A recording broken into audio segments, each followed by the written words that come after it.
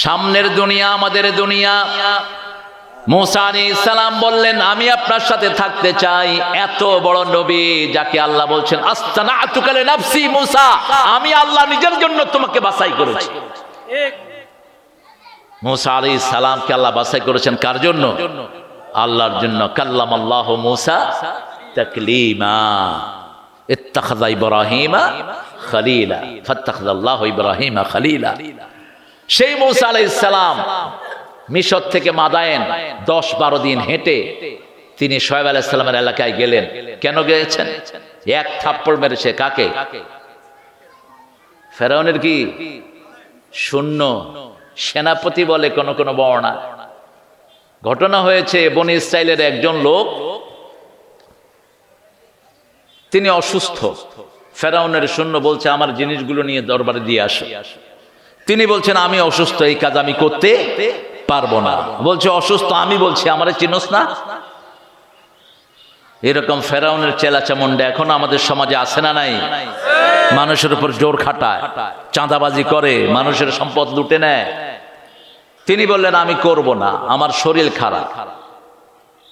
জোর করলো, তোরে করতেই হবে। পাশে দিয়ে যাচ্ছিলেন মুসা আলাইহিস সালাম, বলছেন কি হয়েছে? বলছে দেখেন এই অবস্থা, আমাকে সে জোর করছে। কয় তুই জোর করস কেন? কয় মুসা তুই আমারে চিনিস না? কয় চিনলাম। কি দিলেন? এক থাপ্পড়ে শেষ। ফেরাউন যখন শুনলো, ফেরাউন বলল এটা মুসা ছাড়া আর কারো কাজ না। কারণ এই হাত তার মুখেও কয়েকবার শিশুকালে পড়েছে। এই মুসা আলাইহিস সালামকে বলছেন লান তাস্তাতিয়া মাইয়া সাবরা, তুমি আমার সাথে থাকার ধৈর্য হবে না তোমার। এত বড় নবীকে খিজির আলাইহিস সালাম বলছে আমার সাথে থাকার কোনো ধৈর্য।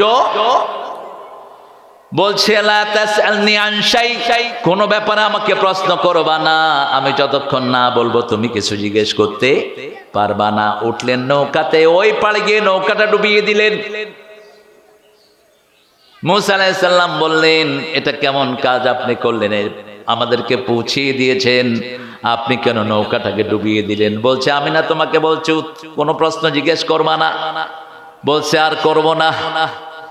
একটু পরে গিয়ে একটা সন্তানকে এক থাপ্পড়ে মেরে ফেলেছে। মুসা আলাইহিস সালাম চিন্তা করলেন আমি তো মারছি ফেরাউনের দুশমনকে, ফেরাউনের বন্ধুকে, এ তো নিষ্পাপ ছেলেকে মারি ফেলেছে। আকাতালতা নাফসান জাকিয়া, তুমি একটা নিষ্পাপ ছেলেকে মেরে ফেলেছো। বলছে তোমাকে না বলছি প্রশ্ন করবা না। জ্ঞানের বাহাদুরি যেন কখনো না আসে, ঠিক না বা ঠিক? কার কত বড় জ্ঞান এটা জানেন কে?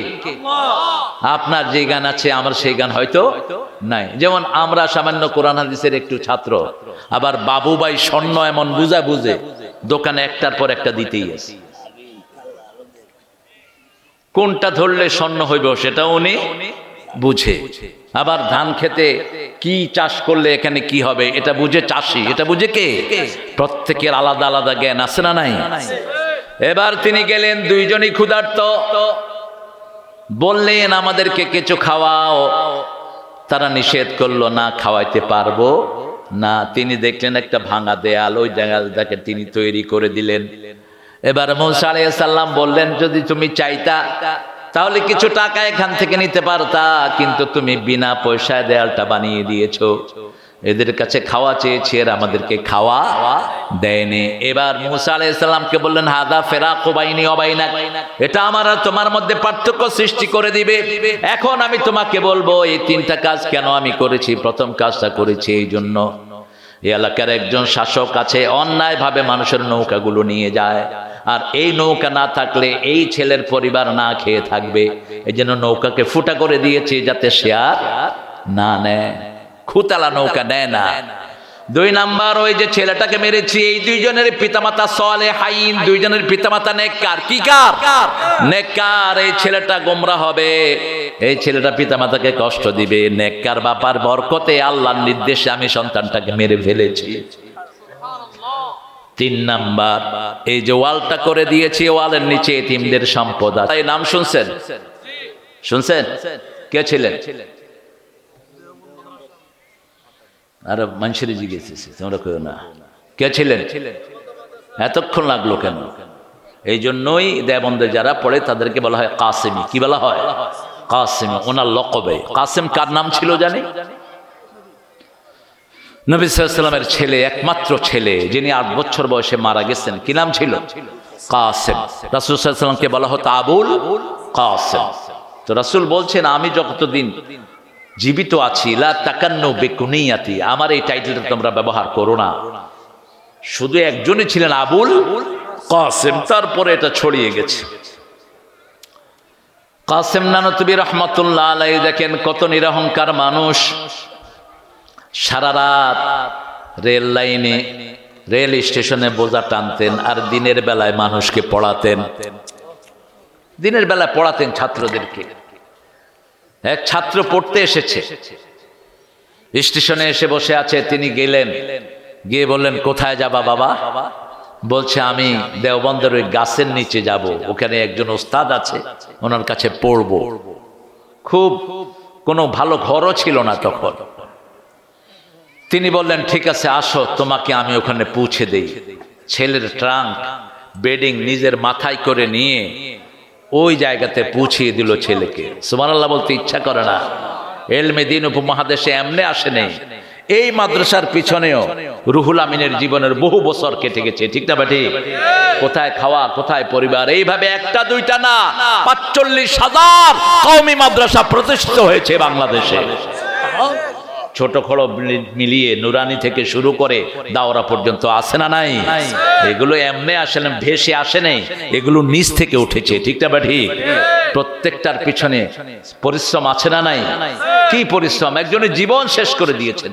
কোথায় টাকা, কোথায় খাওয়া, কোথায় স্যালারি, কোথায় কি বলে ওই যে ক্যারিয়ার। কিসের ক্যারিয়ার? একটাই ক্যারিয়ার আমাদের, বাচ্চারা যেন কোরআন শিখে, ঠিক না বা ঠিক? বাচ্চারা যেন পড়তে পারে আল্লাহর কোরআন, এটাই ক্যারিয়ার। কাসিম নানতুবি রহমাতুল্লাহ আলাইহি ক্লাসে পড়াতে বসছেন। ওই ছেলেটার মুখে বারবার ওনার চেহারা ভাসছে। কাছে গিয়ে আস্তে করে বললেন, হুজুর, আপনি তো গত রাতে আমার বোঝাগুলো মাথায় করে আমার এখানে এনে দিয়েছেন। কাসিম নানতুবি রহমাতুল্লাহ আলাইহি বললেন, ইলমের তলবে ইলমের খেদমত করা এটা নবীর সুন্নাহ। কার সুন্নাহ? নবীর সুন্নাহ। জারীর রাদিয়াল্লাহু আনহু বলছেন, once upon a time Prophet sallallahu alaihi wasallam was teaching us in the mosque of Medina. একদিন রাসূল সাল্লাল্লাহু আলাইহি ওয়াসাল্লাম আমাদের মসজিদে আমাদেরকে তালিম দিচ্ছিলেন।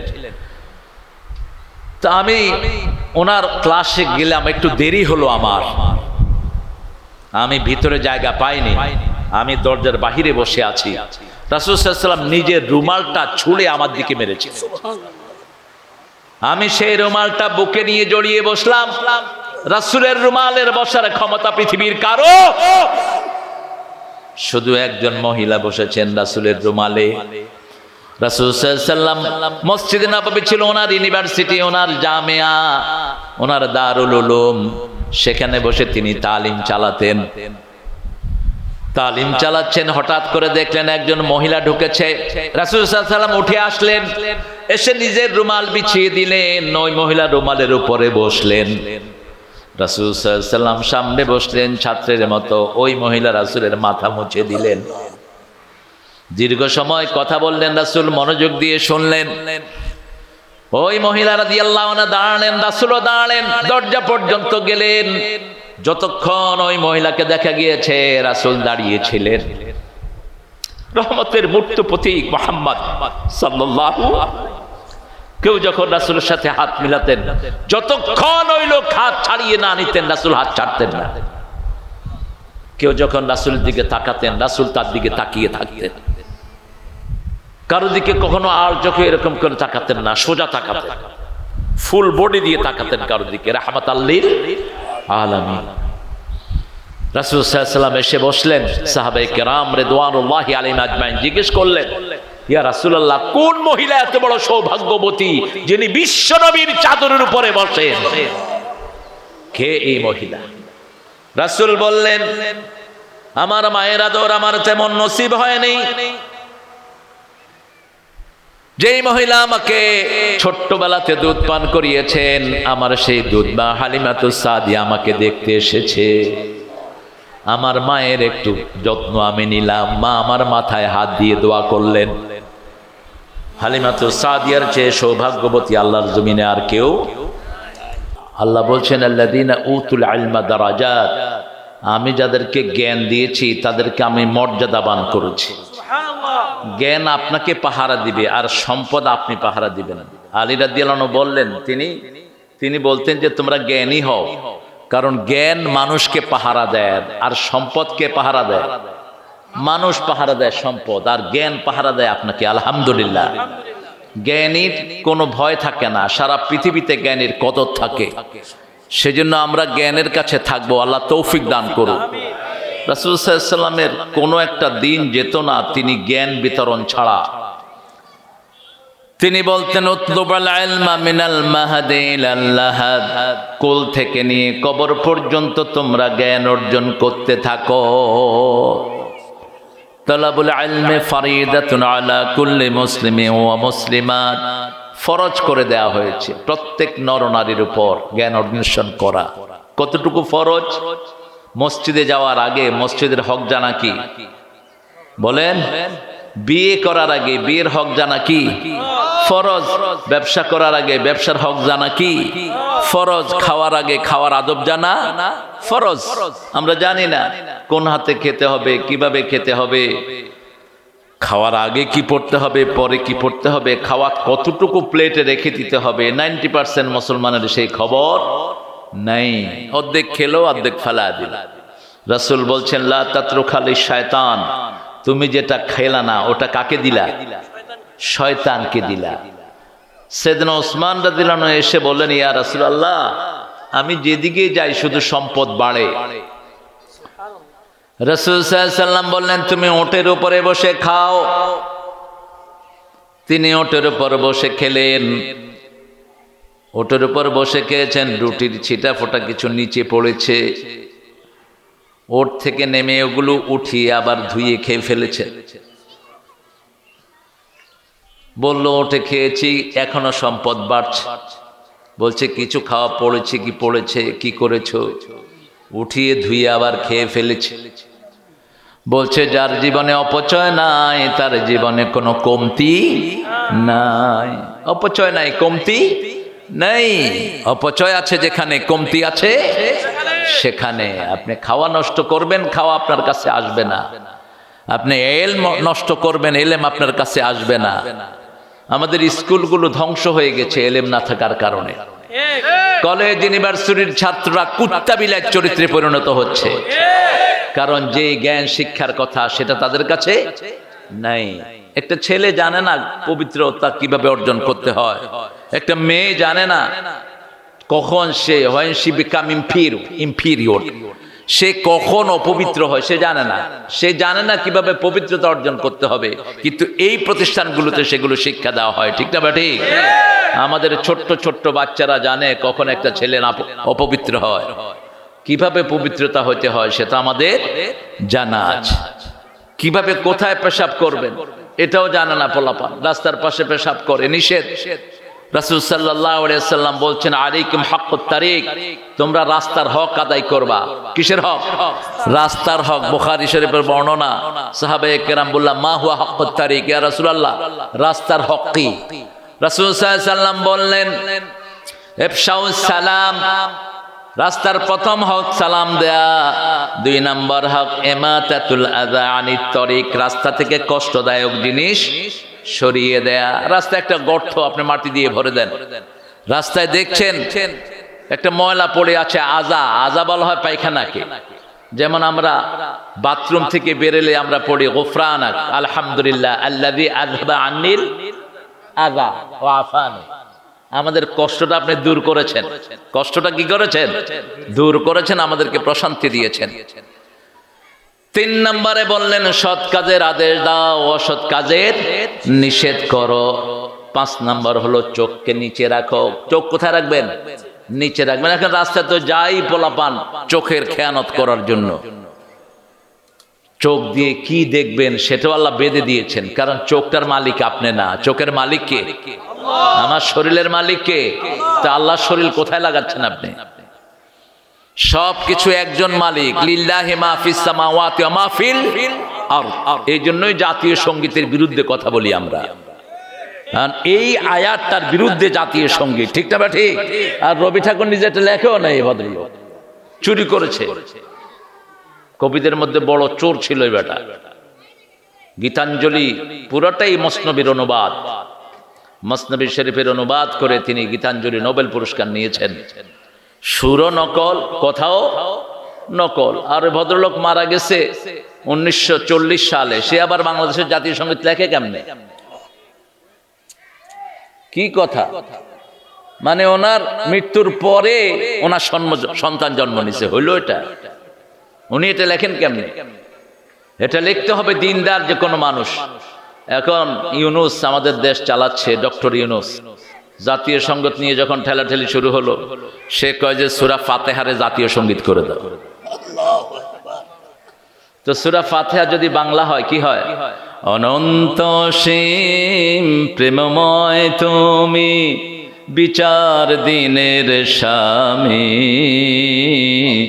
যত গুণগান হে চির মহান, তোমারই অন্তর্যামী।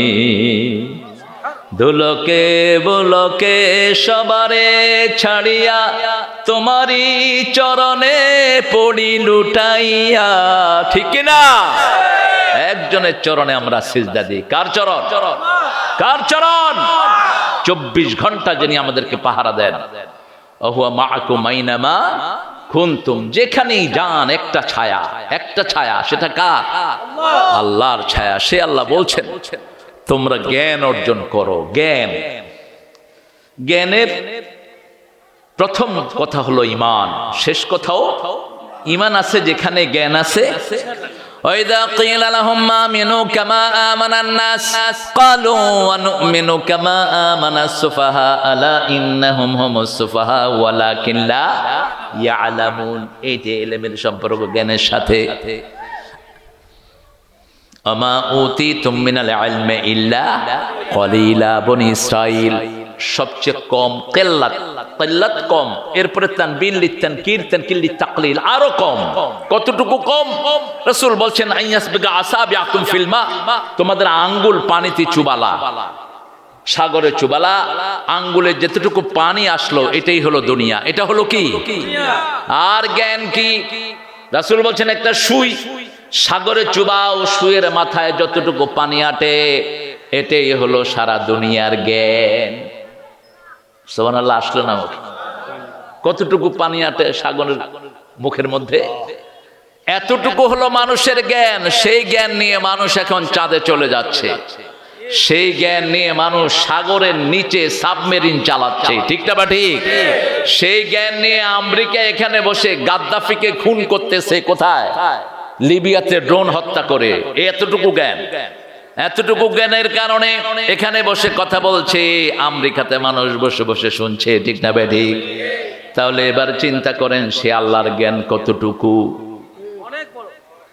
কোন হিসাবে আসবে না, শুধু বলতে হবে আল্লাহু আকবার, আলহামদু, সুবহান, লা ইল্লাল্লাহু। আর কিছুই গোলামের বলার নাই। আমরা জ্ঞান অর্জন করব। জ্ঞানের ব্যাপারে কোনো বাহাদুরি যেন কারে মনে না ঢুকে। মুসা আলাইহিস সালামকে জিজ্ঞেস করলেন ওনার একজন ভক্ত, কে বড় জ্ঞানী? তিনি বললেন, দেখো না, আমি বড় জ্ঞানী। আল্লাহ বললেন, না মুসা, তুমি সাগরের পাড় দিয়ে যেতে থাকো, সাথে একটা মাছ নাও,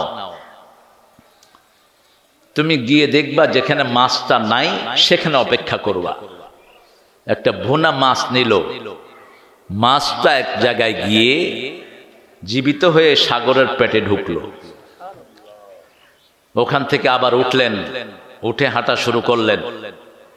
সাথের যে সাথী ছিল তাকে বললেন, হাঁটতে হাঁটতে অনেক ক্লান্ত হয়ে গেছি, একটু গাদা দুপুরের খানা নিয়ে আসো। মাছটা কোথায়? বলছে যেখানে রেস্ট নিয়েছিলাম মাছটা সেখানে সাগরে চলে গেছে। সাগরে মাছ ঢুকলে কি কোনো চিহ্ন থাকে?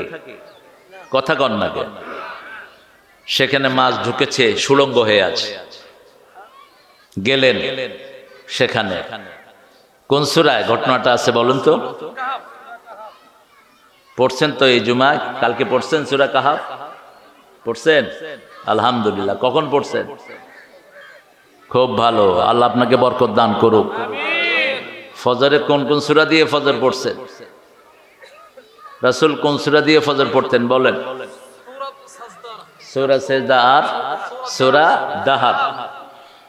এই দুটো সূরা পড়বেনই, এটার ব্যত্যয় করতেন না রাসূল সাল্লাল্লাহু আলাইহি ওয়াসাল্লাম। তিনটা সূরা জুমাতে পড়তেন, সাব্বিহ ইসমা রাব্বিকাল, সূরা গাশিয়া আর সূরা কাফ। সূরা কাফ পড়লে 2 রাকাতে সূরা কাফ, আর অন্য সূরা পড়লে প্রথম রাকাতে সাব্বিহ ইসমা রাব্বিকাল, এই দ্বিতীয় রাকাতে পড়তেন সূরা গাশিয়া, হাল আতাকা হাদিসুল গাশিয়া। চলে আসলেন, এসে বসে পড়লেন আব্দুন মিন ইবাদিনা, আল্লাহর একজন গোলাম ওই পানি থেকে বেরিয়ে আসলেন। অনেকে বড় পাথর থেকে বেরিয়ে আসলেন। ওই পাথরে ছিল মাউল হায়াত, আবে হায়াত নামক পানি ছিল ওই পাথরের ভিতরে। এই জন্য সেখানে যখন মাছটা যায়, ভুনা মাছ জেতা হয়ে সাগরে চলে যায়। ভুনা মাছ জেতা হয়ে গেছে। ওই মাউল হায়াত, যেটা আবে হায়াত, যেটা নাম দেয়া হয়েছে, এটা আল্লামা ইকবালের দেয়া শব্দ, আবে হায়াত। ওখান থেকে চুরি করেছে নজরুল। কোথা পাবো সে আবে হায়াত, ইয়া নবীজি রাহবাতা। আল্লামা ইকবালের কবিতা হুবহু মেরেছেন তিনি। कि मोहम्मद से वफा तूने, ये दुनिया चीज है, ये दुनिया चीज है, लोह कलम तेरे है। এটার অনুবাদ করছেন নজরুল। আল্লাহকে যে পাইতে চায়, হযরতকে ভালোবেসে, আল্লাহকে যে পাইতে চায়, আরশ কুরসি লৌহ কালাম না চাহিতে পেয়েছে সে। আলহামদুলিল্লাহ বলি। অনুবাদ, কোরআনের অনুবাদ, কুল ইন কুনতুম তুহিব্বুন আল্লাহ ফাত্তাবিউনি ইউহিব্বুকুমুল্লাহ ওয়া ইয়াগফির লাকুম আল্লাহু গফুরুর। চলে আসলেন একজন মানুষ, মুফাসসিরিনে কেরাম বলেন ওনার নাম হলো খিজির আলাইহিস। এখনো তিনি জীবিত আছেন না নাই? কথা কন না, আছেন না নাই? কয়জন নবী জীবন্ত বলেন তো? দুইটা মাত্র। তাও তো বলেছো 3 জন। কয়জন? 3 জন। একজন জীবিত অবস্থায় জান্নাতে গিয়ে বসে আছে। কোন নবী? ইদ্রিস আলাইহিস সালাম। খুব মজার ঘটনা। একটু দেখি দেখতে দেখতে গিয়ে আর বাইরে নেই। আরেকজন আছেন সপ্তম আকাশে, কি নাম? ঈসা আলাইহিস সালাম। আসবেন ইনশাআল্লাহ, সহসাই আসবেন। আল্লাহ শেষ সময় পর্যন্ত আমাদেরকে হায়াত দান করেন। আর পিছনে ফিরতে হবে না, হুজুরদের আলেমদের পিছনে ফিরতে হবে না। এখনকার সামনের দুনিয়া আমাদের দুনিয়া, পৃথিবী আমাদের অনুমতি নিবে, ঠিক না ঠিক? সেটা আর শুরু হয়েছে কেবল। মাহফিল একটা করতে গেলে কত উন্দুর বান্দরের অনুমতি নিতে হইতো। এরপরে পুলিশের ঘুষ খাইতে খাইতে পুলিশ এখন বেহুশ হয়ে গেছে। যত ঘুষখোর ছিল একটাও জমিনে নাই, সব ভাগছে। আলহামদুলিল্লাহ বলি, আলহামদুলিল্লাহ। জ্ঞান বহু কষ্টের মাধ্যমে এসেছে। আল ইলমু ইলমান, ইলম হলো 2 প্রকার। কয় প্রকার? জোরে বলেন। এখন কিছু ভণ্ড বেরিয়েছে, হাদিসের দরকার নাই। কি নাম জানি এদের? আহলে কোরআন না, আহলে হাদিস। কি নাম দিছে এগুলো? আহলে কোরআন। কেউ যদি বলে হাদিসের দরকার নাই, ও যে কাফের, এতে কোনো সন্দেহ। এই যে আসরের নামাজ 4 রাকাত পড়ছে, এটা শিখেছেন কে? মুহাম্মদ সাল্লাল্লাহু। আল্লাহ বলছেন আকিমুস সালাত, তোমরা নামাজ কায়েম করো। ফজর 2 রাকাত, যোহর 4 রাকাত, আসর 4 রাকাত, মাগরিব 3 রাকাত, এশা 4 রাকাত ফরজ। এগুলো শিখেছেন রাহমাতাল লিল। হাদিস শালায় 1 কদম চলা আমাদের পক্ষে সম্ভব। কোরআনের ব্যাখ্যা হলেন মুহাম্মদ সাল্লাল্লাহু। 2টাই ওহী, একটা ওহী মাতলু আর একটা গায়রে মাতলু। একটা ওহীর কোনো পরিবর্তন নাই, রাসূলেরও পরিবর্তন করার ক্ষমতা কখনো নাই। যা এসেছে তাই পড়তে হবে, ঠিক না ঠিক? সেটার নাম কি? কোরআন। সেটার নাম কি? যেই সূরা আমরা পড়ি সেটা কাবার ইমামও পড়ে, ঠিক না ঠিক? সেটাই পড়েছেন রাহমাতাল লিল আলামিন। আরেকটা হলো ওহিয়ে গায়রে মাতলুব, কথাটা হলো আল্লাহর, ভাষাটা হলো মুহাম্মদ সাল্লাল্লাহু আলাইহি ওয়াসাল্লাম। রাসূলের নিজের ভাষা তিনি প্রয়োগ করেছেন, কিন্তু ভাবটা দিয়েছেন কে? আবার আল্লাহ সূরা নজমের ভিতরে বলছেন আমার নবী নিজের মন থেকে কখনো কথা বলতেন না। ওমা ইয়াতিকু আনিল হাওয়া ইন হুয়া ইল্লা ওয়াহয়ুন ইউহা। He never talks from his personal wings. তিনি কখনো মন থেকে কথা বলতেন না, একটা কথাও নিজের মন গড়া বলেন নাই। সব কার কথা? আল্লাহ ওহী করেছেন, তারপরে কথা বলেছেন রাহমাতাল লিল। যেমন বলেছেন পানি যদি মাছিতে পড়ে, মাছি ডুবিয়ে দাও। বুখারীর হাদিস, মাছি কি করবেন? ডুবিয়ে দিবেন। দুধে মাছি পড়লো কি করবেন? ডুবিয়ে দিয়ে দুধটা খেয়ে ফেলেন। এখন বিজ্ঞান পরীক্ষা করে দেখে মাছির দুইটা ডানা, একটা হলো ডান আর একটা বাম। বাম ডানাতে থাকে রোগ। বামপন্থীদের কাছে থাকে কি? রোগ। এরা রোগী। বাম ডানাতে থাকে রোগ, আর সেই রোগের ওষুধ থাকে কোন ডানায়? ডান ডানা। এটা রাসূল জানেন কেমনে? শিখাইছেন কে? কে শিখাইছেন? রাসূল বলছেন বুখারী বর্ণনা, লা তানফুক ফিল মা, পানিতে ফু দিও না। এই যে আমরা চা ঠান্ডা করি, এটা হারাম। এটা কি হারাম? এটা নিষেধ করেছেন রাহমাতাল লিল। আজকের ডাক্তাররা দেখে এটা কেন হারাম। If you breathe in the water, আপনি যদি পানিতে ফু দেন, কার্বন ডাই অক্সাইড পানিতে মিলে এই পানিটা বুকে আটকা পড়ে আপনি মারাও যেতে। এটা 1400 বছর আগে বলছেন রাহমাতাল লিল। আবার বলছেন ডান হাতে খাও।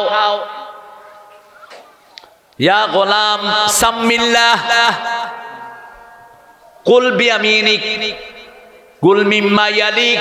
চারটা কথা বললেন একটা শিশুকে রাসূল সাল্লাল্লাহু আলাইহি ওয়াসাল্লাম। বুখারীর বর্ণনা, হে শিশু, তুমি যখন খাবা বসে খাও। কি করে খাও? বসে খাও। আজকের ডাক্তাররা বলছে দাঁড়িয়ে যারা খায় এদের লিভার এবং কিডনি বাদ হয়ে যাওয়ার সম্ভাবনা থাকে। এই জন্য যে সমস্ত দুনিয়ার যে সমস্ত জায়গাতে দাঁড়িয়ে খাওয়ার নিয়ম, বুফে, বুফে বলে। কি বলে? বুফে। 5 স্টার হোটেলগুলোতে কি থাকে? খাওয়া এরকম দেয়া থাকে, আপনি হাঁটবেন আর লয়া লয়া খাইবে। এক ঢোক পানিও যদি আপনি দাঁড়িয়ে খান, আপনার কিডনির প্রভাব পড়বে। দাঁড়িয়ে খেতে খেতে দেখা যাবে কিডনি বড় হয়ে গেছে, লিভার বড় হয়ে গেছে। সেজন্য 1400 বছর আগে রাসূল বলছেন কুল মিম্মা ইয়ালিক, তোমার সামনে যেটা সেটা খাও, বসে খাও। সুবহানাল্লাহ। ডান হাত দিয়ে খাও। কোন হাত? ডান হাত দিয়ে। কেন? খাওয়া নালী, পানির নালী ডান হাতে ঘুরানো। ডান হাত দিয়ে যখন খাবেন এই নালীটা মুক্ত থাকবে, এই খাওয়াটা যেতে আর কোনো অসুবিধা নাই। কিন্তু যদি ডান হাত চেপে ধরে বাম হাত দিয়ে খান, বুকে পানি আটকা পড়ে আপনি মারা যেতে পারেন। সবগুলো বিজ্ঞান এসেছে মুহাম্মদ সাল্লাল্লাহু আলাইহি ওয়াসাল্লামের জীবনী থেকে। আল্লাহু আকবার। ওমা উতিতুম মিনাল ইলমি ইল্লা কলিলা। অল্প জ্ঞান আল্লাহ আমাদেরকে দিয়েছেন, সেই জ্ঞান সব সময় চাইতে হবে একজনের কাছে। প্রতিদিন একজনের কাছে জ্ঞান চাইতে হবে। সূরা তাহার ভিতরে আল্লাহ সেই কথা বলছেন। কিভাবে জ্ঞান চাইবেন? রব্বি জিদনি, বলেন রব্বি জিদনি ইলমা। কারণ জ্ঞানের একমাত্র মালিক কে? ফেরেশতাদেরকে আল্লাহ বললেন, এই ফেরেশতারা, আমি চাচ্ছি একজন মানুষ সৃষ্টি করব। ফেরেশতারা কি বললেন? নাহানু নুসাব্বিহু বিহামদিক ওয়া নুকদ্দিসু লাক ক্বালা ইন্নী আ'লামু মা লা তা'লামুন। আমরাই তো আপনার প্রশংসা করি, আপনার পবিত্র। এদেরকে বানাবেন না, এরা মারামারি করবে, কাটাকাটি করবে, ঠিক না ঠিক? এদেরকে বানায়েন না। আল্লাহ বলেন আমি যা জানি তোমরা তা জানো না। ওয়া আল্লামা আদামাল আসমাআ কুল্লাহা। প্রথম জ্ঞান ইলম। ওয়া আল্লামা আদামাল আসমাআ কুল্লাহা। প্রথম ইলমের শিক্ষক কে? জোরে বলেন। মুহাম্মদ সাল্লাল্লাহু আলাইহি ওয়াসাল্লামের শিক্ষক কে? আর রহমান আল্লামাল কোরআন। ওয়া আল্লামা আদামাল আসমাআ কুল্লাহা। আদম আলাইহিস সালামকে সব জিনিসের নাম শিক্ষা দিলেন। এই মাইকের নামও তিনি শিখেছেন। এই জন্য তার বংশধররা এটা পেয়েছে। ক্যামেরার নাম তিনি শিখেছেন। কিয়ামত পর্যন্ত যত জিনিস আসবে সব জ্ঞান আদম আলাইহিস সালামকে কে শিক্ষা দিয়েছেন? আল্লাহ শিক্ষা দিয়েছেন।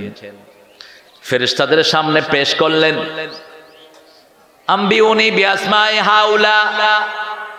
এই ফেরেশতারা এই জিনিসের নাম তোমরা বলো। ফেরেশতারা সিজদায় পড়ে গেলেন, সুবহানাকা লা ইলমা লানা ইল্লা মা আল্লামতানা ইন্নাকা আনতাল আলিমুল হাকিম। আপনি ছাড়া আমাদের কোনো জ্ঞানের একমাত্র মালিক কে? একমাত্র মালিক আল্লাহ। আল্লাহ রাব্বুল আলামিন এইভাবে মানুষকে শ্রেষ্ঠত্ব দান করলেন। এই জন্য মানুষের ইবাদতের দাম সবচেয়ে বেশি না কম? কেন বেশি?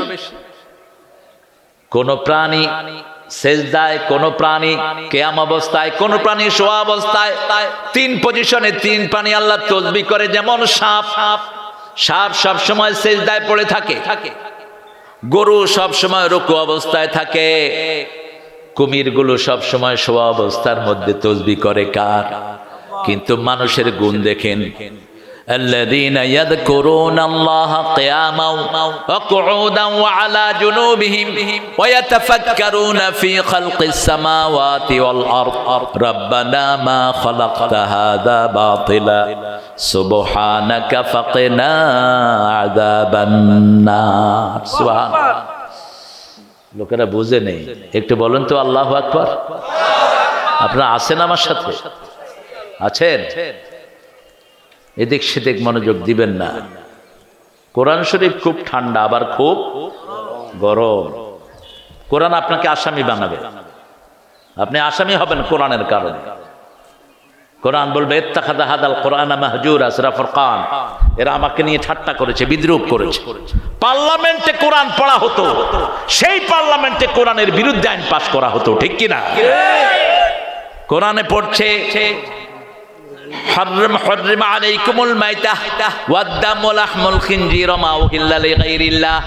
তোমাদের জন্য প্রবাহিত রক্ত হারাম করেছি, মরা জিনিস হারাম করেছি, শুকরের গোশত হারাম করেছি, আল্লাহ ছাড়া কারো নামে মানত করাও হারাম করেছি। এখন পীরদের নামে মানত আছে না নাই? মরা পীরদের নামে মানত, অমুক হুজুরের নামে গরু ছাড়ছে।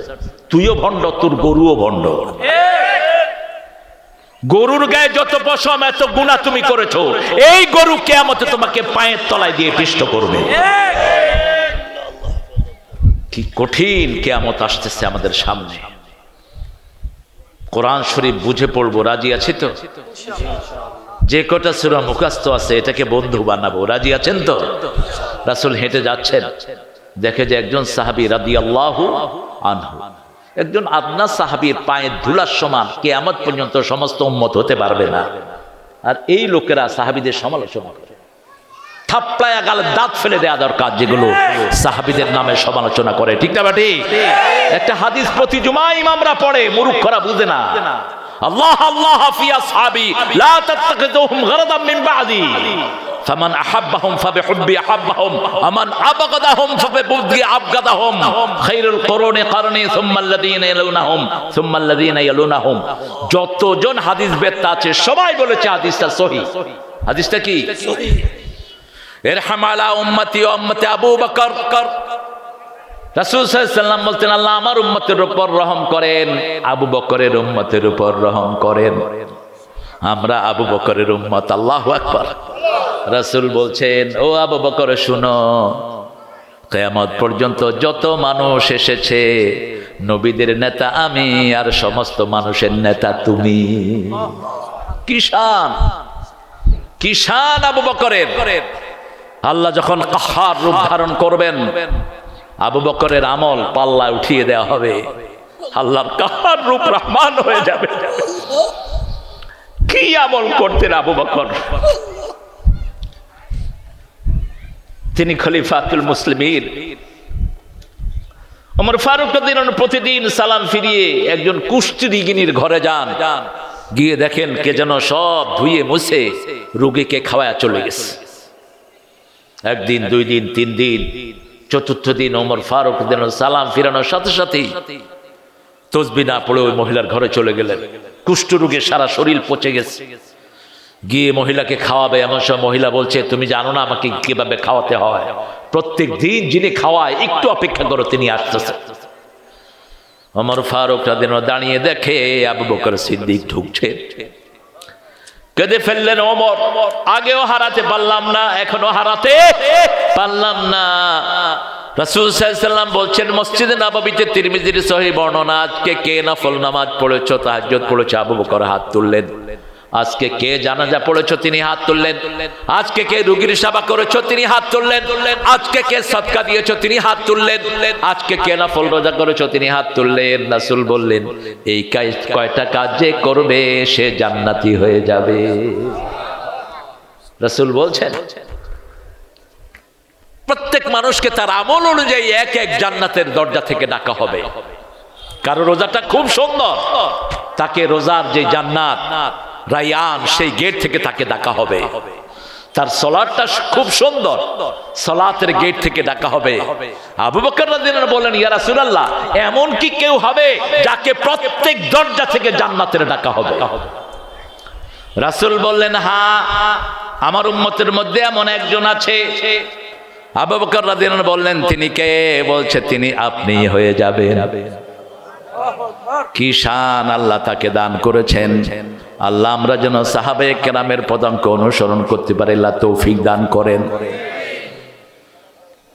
আল্লাহ আল্লাহ ফি আসহাবি, রাসূল বলছেন কসমকে, আল্লাহর কসম, আল্লাহর কসম, এই শোনো আমার সাহাবীদের ব্যাপারে, লা আমার পরে তারা তোমরা কোন সাহাবীকে সমালোচনার পাত্র বানায়ো না। ঠিক। ফামান আহাব্বাহুম ফাবিহুব্বি আহাব্বাহুম, যে আমার সাহাবীদেরকে ভালোবাসবে আমি নবীর মুহাব্বত পুরোটাই তার জন্য থাকবে। আমান আবগাদাহুম ফাবিবুগদি আবগাদাহুম, আর আমার নবীর ঘৃণা, আমার সাহাবীদের ঘৃণা যার অন্তরে থাকবে আমার ঘৃণা পুরোটাই তার সাথে থাকবে। আল্লাহ আমাদেরকে হেফাজত করুন। খায়রুল কুরুনে কারনি, শ্রেষ্ঠ যুগ সাহাবীদের যুগ। আল্লাহু আকবার। সাহাবীদের যুগের চেয়ে শ্রেষ্ঠ কোনো যুগ নাই। রাসূলের যুগ সর্বশ্রেষ্ঠ যুগ, তারপরে সাহাবীদের যুগ, তারপরে তাবিঈদের যুগ। আমাদের শ্রেষ্ঠ ইমাম আবু হানিফা কি ছিলেন? কথা কয় না, কি ছিলেন? কি ছিলেন? রাসূলের 7 জনের ফতুয়া বোর্ড ছিল। কয়জন? 7 জনের ফতুয়া বোর্ড।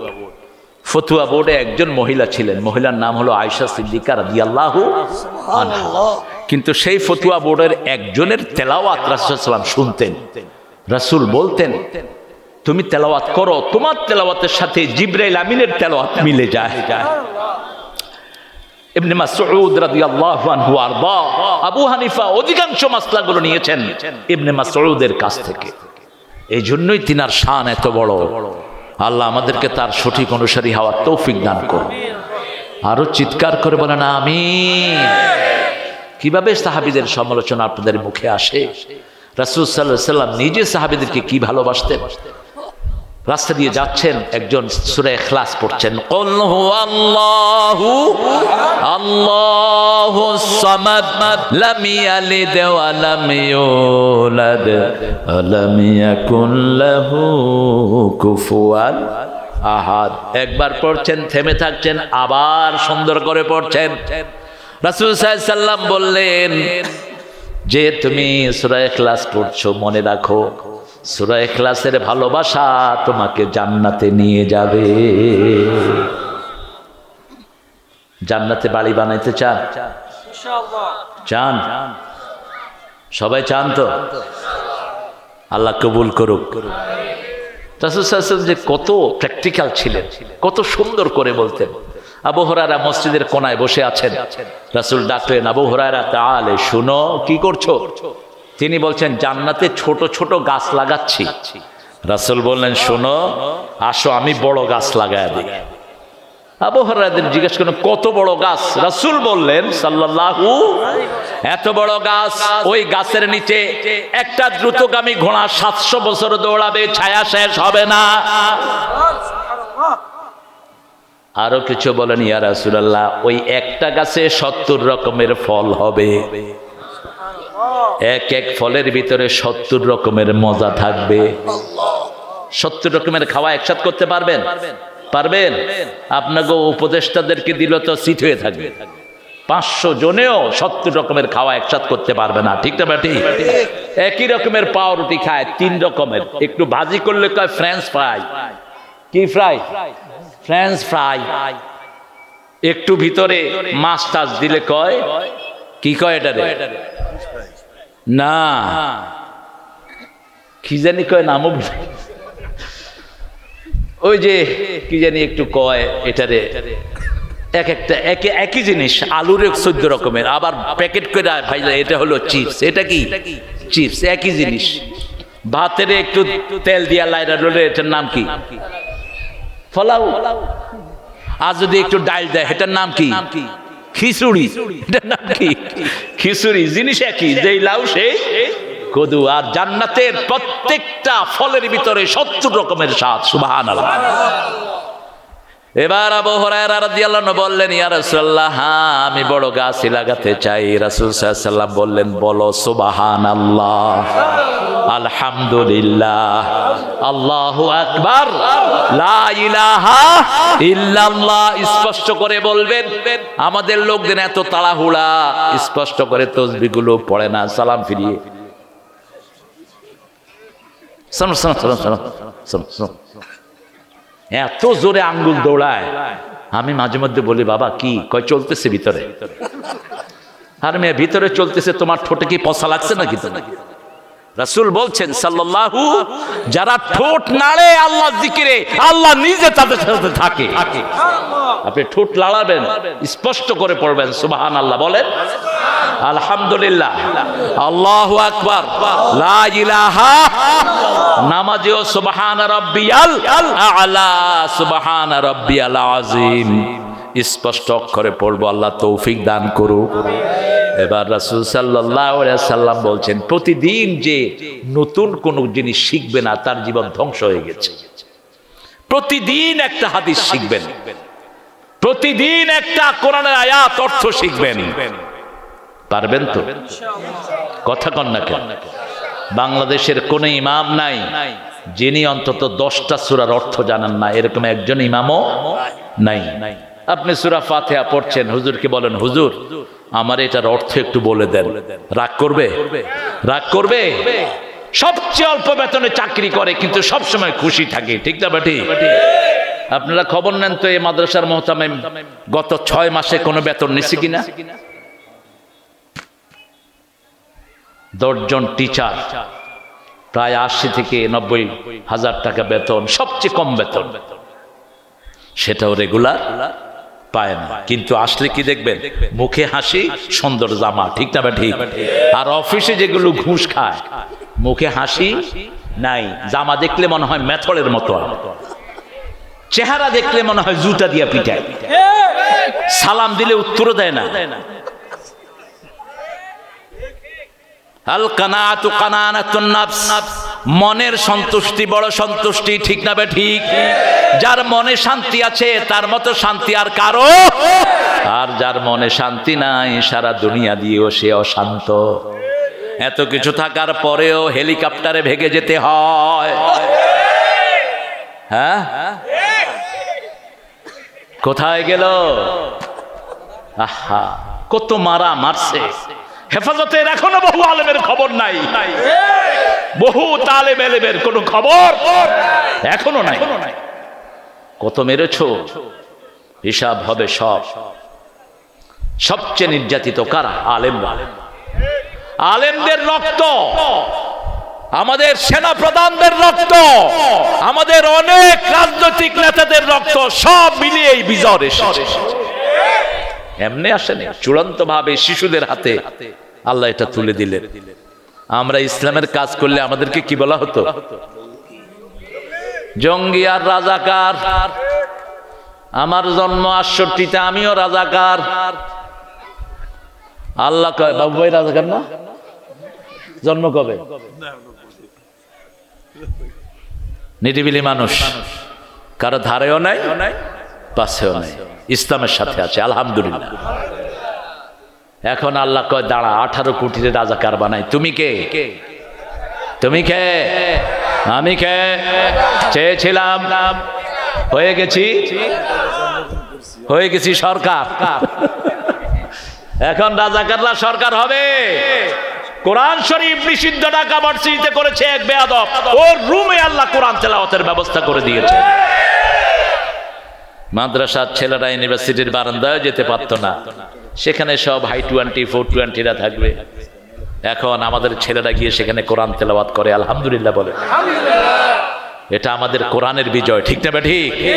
বলি কেমনে গাদ্দারি করো? করোনা যখন সারা দেশ মরে যাচ্ছে, তখন বিগত সরকার হেফজোখানাগুলো খুলে দিয়েছে, ঠিক না ঠিক? হেফজোখানার কোমলমতিরা পড়া শুরু করেছে, করোনা ভাগা শুরু করেছে, মসজিদগুলো খুলে দিয়েছে, করোনা বিদায় গ্রহণ করেছে। নামাজ আছে যেখানে করোনা নাই। ওয়ার্ল্ড হেলথ সেন্টার বলছে you must do the evolution. তোমরা উযু করো, কি করো? উযু করো, হাত ধো, মুখ ধো, তাহলে করোনা তোমাদের কাছে আসতে পারবে না। ইসলামে যা আছে সব হলো জ্ঞান। সব কি জ্ঞান। এই জন্য আপনার সন্তানটাকে মুসলমান বানান, আপনার সন্তানটাকে দিনদার বানান, আপনার মেয়েটাকে দিনদার বানান। আপনার মেয়েটাকে উচ্ছৃঙ্খল পড়াবেন না, আপনার ছেলেটাকে কোরআন ছাড়া অন্য কিছু পড়াবেন না, তাহলে ও আপনাকে পায়ের তলায় দিবে। কোথায় দিবে? সূরা ফুসসিলাতের ভিতরে আল্লাহ বলছেন ওয়াকালাল্লাযীনা কাফারু রাব্বানা আরিনাল্লাযীনা আযাল্লানা মিনাল জিন্নি ওয়াল ইনস নাজআলহুমা তাহতা আকদামিনা লিয়াকুনা মিনাল আসফালিন। আল্লাহু আকবার। কাফেররা বলবে ওদেরকে আমাদের কাছে এনে দেন যারা আমাদেরকে কোরআন শিক্ষা দেয় নাই, হাদিস শিক্ষা দেয়নি। কেন এত কষ্ট করে করে কয়েক লক্ষ আলেম নিজেরা দলিত মথিত হয়ে হাজার হাজার ছাত্র বানাচ্ছে, ঠিক না ঠিক? একটাই উদ্দেশ্য, যাতে কিয়ামতে সুন্দর থাকা যায়। আমাদের এই জীবনটা আসল জীবন নয়, আসল জীবন হলো মৃত্যুর পরে, ঠিক না ঠিক? রাসূলকে জিজ্ঞেস করা হলো সবচেয়ে বড় জ্ঞানী কি? আপনারা বলেন তো সবচেয়ে বড় জ্ঞানী কে? বলেন বলেন।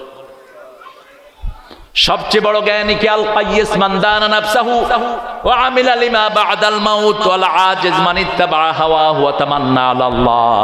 রাসূল সাল্লাল্লাহু আলাইহি ওয়াসাল্লাম বলতেন সবচেয়ে বড় জ্ঞানী যে মৃত্যুর পরের জীবনের জন্য চিন্তা করে। মৃত্যুর পরের জীবন, চোখটা বন্ধ হয়ে গেলেই তো জীবন শেষ, ঠিক না ঠিক?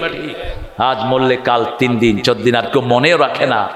আল আজিজ মান ইত্তাবা হাওয়াহু, সবচেয়ে অপারগ, সবচেয়ে অকর্মণ্য ওই লোক যে নিজের মন যেটা চায় সে অনুযায়ী কাজ করে আর আশা করে আল্লাহ তারে মাফ করে দিবে। আমরা আল্লাহর কাজটাকে সামনে রাখবো, রাজি আছি তো? এই প্রতিষ্ঠানের জন্য আমি কিছু ভাইকে চাইব। আমার 10 জন ওস্তাদের বেতন নিবে কয়েকজন ভাই। পারবেন? পারবেন? পয়সালা কে আপনাদের মধ্যে সবচেয়ে বড়? দেখি এই কয়জনই যথেষ্ট। কিন্তু এই প্রিন্সিপাল মোহতারাম সাহেব কোথায়? হুজুর একজন বাবা বলেন তো, আপনি মোহতারাম হুজুরের দায়িত্বটা নেবেন। এতিম কয়জন আছে? 18 জন। একজনের কত খরচ আসে মাসে? 2200। একজন এতিম নিবেন, 1 মাস নেন। দেখি একজন হাত তোলেন তো। হায় হায়, এখানে পয়সালা কম না? মগাই চৌধুরী সাহেব আমার আত্মীয় ছিলেন, আমার ছোট ভাইয়ের খালু শ্বশুর। হ্যাঁ, মধুইলের মগাই চৌধুরী। আমাকে একটু আগে বললে ওনার ছেলে এখন ডিসি, কয়েক হাজার বিঘা জমির মালিক। ওরে ঘাড়ে ধরে আইনা পয়সা বাইর করতেন। আপনারা দিবেন ইনশাআল্লাহ, আমি দাবি রেখে যাব আপনাদের কাছে। আমি আরেকবার আসবো যদি আল্লাহ আমাকে সুযোগ দেয়। আমার প্রোগ্রাম চাপাইতে, কালকে বগুড়ায় প্রোগ্রাম করেছি, রাত 2টার সময় এরা ফোন দিয়েছেন যে একটা আয়োজন করেছি, হাবিব ভাই আসার কথা, জোনায়েদ আল হাবিব, কোনো কারণে তিনি আসতে পারছেন না। অনেকগুলো প্রোগ্রাম ছিল ওনাদের, খালেদ সাইফুল্লাহ, তারপর আরো কয়েকজনের। আমি হ্যাঁ, আফমো খালেদ সাহেবের। তো আমার এক ভাইকে যদি আমি সাহায্য করি, আমাকে সাহায্য করবেন কে? নামের দরকার নাই, এই কাগজের 2 পয়সা মূল্য নাই, ঠিক না ঠিক? আসল মূল্য হলো আমার ইখলাসের। মূল্য কিসের? ইখলাস। তো আসলাম, আলহামদুলিল্লাহ, আপনাদের সাথে হলো চেনা, হলো দেখা, নয়ন জলে রইবে লেখা, দুর্বিরহে ডাকে কে কা বরসায়, ফাগুনের স্বপন ভোলো ভোলো দাও বিদায়, আমার যাওয়ার সময় হলো দাও বিদায়। কোন কবি? কোন কবি? জাতীয় কবি। কি নাম? নজরুল ইসলাম। আমি 18 জন ভাইকে চাইবো, 18 জন। আপনি এতিমের দায়িত্ব নেন, আপনার দায়িত্ব নেবেন কে? রাসূল বলছেন কাফুল ইয়াতীম হাতাইনি ফিল জান্নাহ, যারা এতিমের দায়িত্ব নেয় ওরা এইভাবে আমার সাথে বেহেশতে থাকবে। এইভাবে আঙ্গুল দিয়ে দেখালেন। একজন সাহাবী বলছেন ইয়া রাসূল আমার চোখে পানি আসে না। রাসূল সাল্লাল্লাহু আলাইহি ওয়াসাল্লাম বলেন এতিমের মাথায় হাত বুলাও, পিতামাতার দোয়া নাও, আল্লাহ তোমার মন নরম করে দিবেন। সুবহানাল্লাহ। আপনারা একজনও হাত তুলবেন না, একজনের মধ্যে একজন সাহস করে হাত তোলেন, উদ্বোধন করেন একজন। মাশাআল্লাহ, আল্লাহ আমার ভাইকে কবুল করুন। একজন মিঠুন ভাই, আল্লাহ একজন এতিমের দায়িত্ব নিয়েছে, আল্লাহ তুমি তার দায়িত্ব নিয়ে নাও। জোরে বলেন আমিন। আপনারা আর একটু উঠান দেখি। আমার বাবু ভাইকে আমি স্টকে রেখেছি। বাবু ভাইয়ের শরীরটা যত বড়, কলিজাটাও তত বড়, আলহামদুলিল্লাহ। আমাদের এই মাদ্রাসার 10 জন টিচার, কত বড় বড় প্রতিষ্ঠান আমাদের সরকাররা চালায়, পয়সা দেয়, কোনো লাভ নাই, কিন্তু এগুলোতে লাভ, এগুলোতে কোনো পয়সা নাই। স্কুল, প্রাইমারি স্কুলে কোনো লেখাপড়া আছে? কথা কন না কেন? আছে কোনো লেখাপড়া? কিচ্ছু নাই। অথচ বেতন কত একজন টিচারের? 30,000, 35,000, 40,000। আর এখানে ছাত্র ভর্তি, জ্ঞান আছে, কিন্তু সরকার কোনো অনুদান, আমরা চাইও না তোমাদের অনুদান। এই পর্যন্ত একটা সরকারও আসে নাই যারা কোরআনকে ভালোবাসে, ঠিক না ঠিক? সবগুলো এসেছে নিজের স্বার্থ উদ্ধারের জন্য। জনগণই আমাদের জন্য আলহামদুলিল্লাহ আসল আমাদের বরকতের জায়গা। ছেলেরা যাবে, যাও ঢুকো, তোমরা ঢুকো, যা পারেন বেশি করে দিবেন। আর আমি চাচ্ছি আরো 10 জন ভাই চাচ্ছি মিনিমাম 10টা এতিমের দায়িত্ব নেবেন। আছে যে সামর্থ্যবান আছেন, যদি না দেন 10 গুণ ক্ষতি হবে। এখান থেকে যাবেন, সিথুয়ে পড়ে থাকবেন বিছনায়, সে সময় তারেক মনোয়ারকে গালিগালাজ করবেন না। আমি কখনো কোনো ওই যে দানের অনুষ্ঠানও যাই না যেগুলোতে কালেকশন হয়, কিন্তু এসে যখন দেখি বিপদে প্রতিষ্ঠান, তখন দায়িত্ব ঘাড়ে নেই। এটা আমাদের দায়িত্ব, আমাদের উপর ফরজ দায়িত্ব এটা। এই এতিমরা যদি বদদুয়া দেয়, আপনারা আশেপাশে ভালো থাকতে পারবেন না। আর এতিমরা যদি দোয়া দেয়, আল্লাহ আপনাদেরকে বরকত দিয়ে ধন্য করে দিবেন। আল্লাহ তৌফিক দান করেন। আপনাদের যাদের ধান আছে, ধান দেওয়ার চিন্তা করেন, যে একটা এতিমের সারা বছর যে কয় মন ধান লাগে আমি তাকে দিয়ে দেবো ইনশাআল্লাহ। একটু নিয়ত করেন ভাইয়েরা। আর 2-1টা হাত দেখি আমি।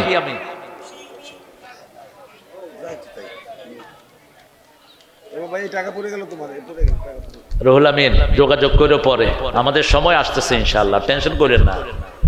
আমরা আজলা ভরে টাকা দিয়ে যাব। প্রতিষ্ঠানগুলো আমরাই চালাবো, আমরা আলেমেরাই চালাতাম পৃথিবীর প্রতিষ্ঠান। ইংরেজ কুকুরেরা আমাদেরকে ভিক্ষার থলি ধরিয়ে দিয়ে গেছে। একটা মাদ্রাসাও গরিব ছিল না। সব মাদ্রাসার সম্পত্তি ইংরেজ বেনিরা ছিনিয়ে নিয়ে রাষ্ট্রকে দান করে দিয়েছে। একটা মাদ্রাসাও গরিব ছিল না। আলেমরা কোনোদিন এটা না, আলেমরা এটা, আলেমরা কি এটা, কিন্তু আপনারা এটা করেছেন। আলেমদেরকে জেলখানায় ভরে গুম করে ছোট্ট রফিককে পিটায়া ছাল উঠিয়ে দিয়েছে, উলঙ্গ করেছে আলেমে দিনকে। প্রত্যেক জিনিসের বিচার করবেন কে? কে করবেন? আল্লাহ করবেন। আপনারা এই ভাইদের দায়িত্ব নেবেন ইনশাআল্লাহ। আমি তো এত স্বল্প পরিসর আমার বাড়িতেও হয় না কখনো, আলহামদুলিল্লাহ। আমি লোক চাই না, আমি চাই হৃদয়। অল্প কিছু মানুষের কাছে কোরআন বলে গেলাম, আল্লাহ এটাকে প্রচার করে দিবেন, আলহামদুলিল্লাহ। আপনারা দায়িত্ব নেন। আমি খুব দয়ার সাথে আদর করে আপনাদেরকে দায়িত্ব দিয়ে যাচ্ছি। আপনারা ইনশাআল্লাহ দায়িত্ব নেন। এতিমখানাটা যেন জীর্ণ শীর্ণ না থাকে। এটা যখন সতেজ থাকবে, এতিমরা সতেজ হয়ে উঠবে, রহমত নাজিল করবেন কে? আল্লাহ রহমত নাজিল করবেন। বাবু ভাই, আমি অনুরোধ করবো আপনি টিচারদের একটা ব্যবস্থা করবেন ইনশাআল্লাহ। বাবু ভাই করবেন। বাবু ভাই নিজে একটা প্রতিষ্ঠান চালান, রানীনগর, একদম শহরের পাশেই প্রতিষ্ঠানটি। সবকিছু তিনিই দেন, আলহামদুলিল্লাহ। ছেলেরাও বড় হয়েছে। তিনার ব্যয় ছিলেন অনেক বড় মনের মানুষ, বগুড়ার খুব পয়সাওয়ালা মানুষ। উনি থাকলে, উনি আসলে একটা মাদ্রাসার পয়সা উনি দিয়ে যেতে পারতেন। জয়নাল হাজি কোনদিন ব্যাংকে রাখেন না। কয়েকশো বাড়িটা বগুড়াতে, কয়েকশো বাড়ি, ব্যাংকে কখনো টাকা রাখতেন না। সেভিংস অ্যাকাউন্ট ছিল না, বা সেগুলো রোলিং করতেন। মরে গেছে, আল্লাহ তাকে জান্নাত নসিব করুক।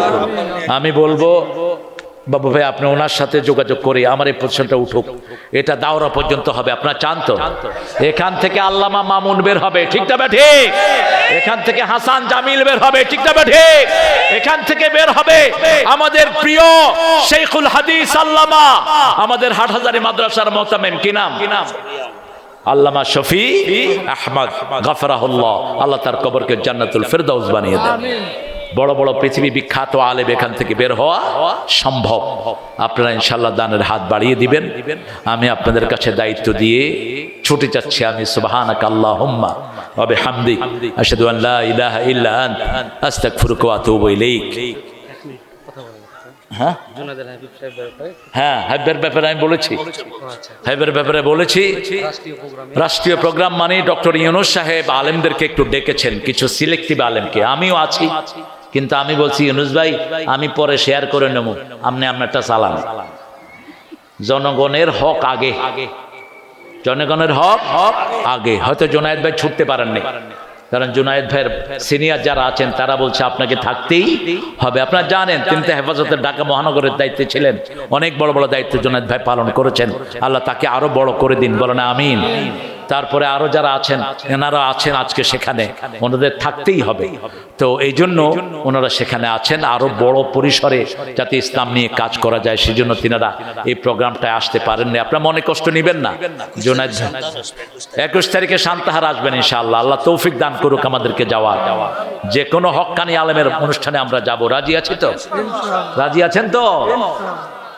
আলেমরা যারা কোরআন পড়ে, জুনায়েদ আল হাবিব, তারপরে আমার অত্যন্ত স্নেহের আদরের হলো আরিফ বিন হাবিব, অত্যন্ত আদর করি আমি তাকে, খুব সুন্দর। এদেরকে আপনারা নিয়ে আসবেন, এদের আসরে আপনারা থাকবেন। আল্লাহ যেন আমাদেরকে সহি জ্ঞান অর্জন করার তৌফিক দান করে। আর এতিমখানার সাথে থাকবেন, মাদ্রাসার সাথে থাকবেন। রাসূল সাল্লাল্লাহু আলাইহি ওয়াসাল্লামের ঘর হলো মাদ্রাসা, আর আল্লাহর ঘর কোথায়?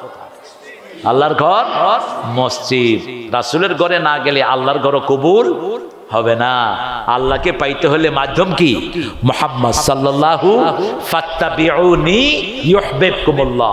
রাসূল বলেন আমাকে ভালোবাসো, অনুসরণ করো, আল্লাহ তোমাকে ভালোবাসবে। আল্লাহ আমাদের اللهم آمين لا إله إلا هو الحليم سبحان رب العرش العظيم اللهم صل وسلم على نبينا محمد وعلى آله وصحبه أجمعين ربنا ظلمنا أنفسنا وإن لم تغفر لنا وترحمنا لنكونن من الخاسرين ربنا آتنا في الدنيا حسنة وفي الآخرة حسنة وقنا عذاب النار শিমুলিয়া দারুস সুন্নাহ কওমি মাদ্রাসা এতিমখানার উদ্যোগে আয়োজিত ইসলামী মহাসম্মেলনে বসে হাজার নরনারী আপনার কাছে ভিক্ষার হাত তুলেছি।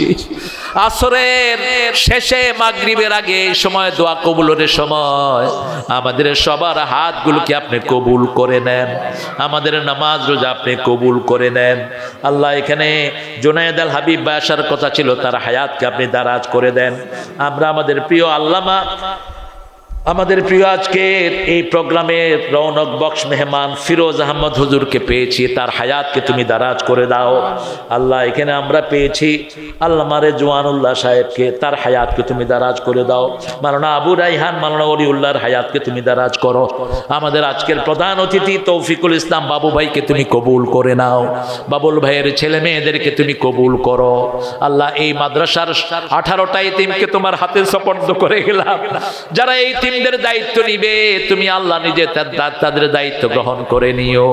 যতজন ভাই বোন হাত তুলেছেন সবার জীবনের গুনাহগুলো মাফ করে দাও। এই এতিমখানা সহ যত এতিমখানা হেফজখানা কওমি মাদ্রাসা হেফজখানা আছে সবগুলোকে তুমি কবুল করে নাও। দেশের সব বিপদ মুসিবত তুমি দূর করে দাও। দেশটাকে কোরআন দিয়ে চালানোর তৌফিক আমাদেরকে দান করো। আল্লাহ রাব্বুল আলামিন, জানি না কার জীবনের শেষ মুনাজাত এই মুনাজাত, শাহাদাতের মওত আমাদের নসিব করে দিও। মৃত্যু যখন দুয়ারে আসবে জবানে জারি করে দিও লা ইলাহা ইল্লাল্লাহু মুহাম্মাদুর রাসূলুল্লাহ।